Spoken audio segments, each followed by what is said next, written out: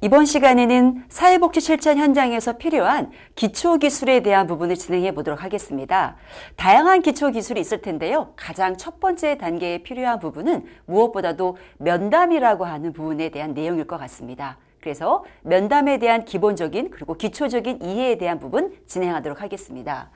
우리 사회복지사들이 다양한 어떤 실천 현장이 있죠. 생애 주기별로 본다면 아동부터 청소년, 청년, 성인, 또 노년기까지 이루고 있는데요.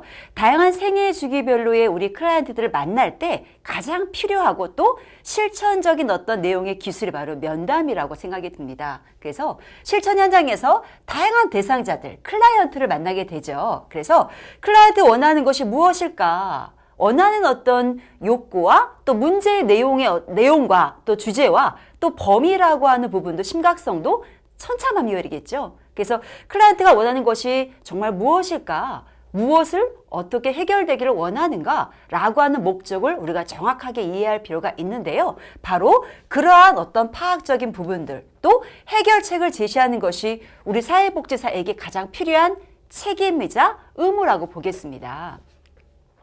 그래서 사회복지 실천 현장이라고 하는 우리 사회복지 기관에서 진행하게 되는 부분은 이제 면담이라고 우리가 지칭을 하게 되는데요. 그러면 면담이라고 하는 내용에 대한 의의 또 개념적인 정의라고 하는 부분 살펴볼게요. 사회복지사가 하는 다양한 활동 중에서 기초적이다. 또한 기초적이기 때문에 가장 중요한 어떤 비중을 차지한다라고 보는 거죠. 클라이언트가 찾아오기도 하고 우리 사회복지사가 그 집에 방문을 하기도 하고 혹은 전화로 얘기하게 되고 다양한 어떤 경로를 통해서 만나게 되는데요. 그 과정에서 우리가 의사소통이라고 하는 부분을 통해서 클라이언트가 갖고 있는 문제, 욕구에 대한 심각성과 내용을 파악하게 되죠. 그래서 클라이언트의 변화, 실은 변화가 가장 건강한 변화겠죠. 그리고 지금보다 현재의 어떤 상황을 발전시킬 수 있고 긍정적인 변화를 도모하고자 우리가 면담을 진행하게 되는 거고요. 그러한 목적을 달성하기 위해서는 지속적인 상호작용이 필요하다.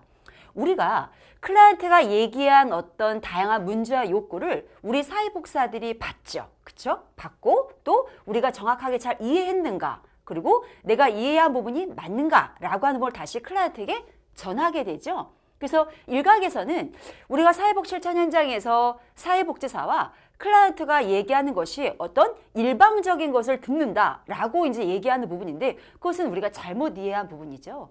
클라이언트 얘기를 우리가 잘 귀담아 듣고 적극적인 방법으로 듣고 내가 들은 것이 맞는가 또 내가 진행하고자 하는 초점의 방향이 맞는가에 대한 부분을 다시 반영을 해야 되겠죠. 그래서 지속적인 상호작용의 과정이다라고 하는 부분을 강조하고 있습니다.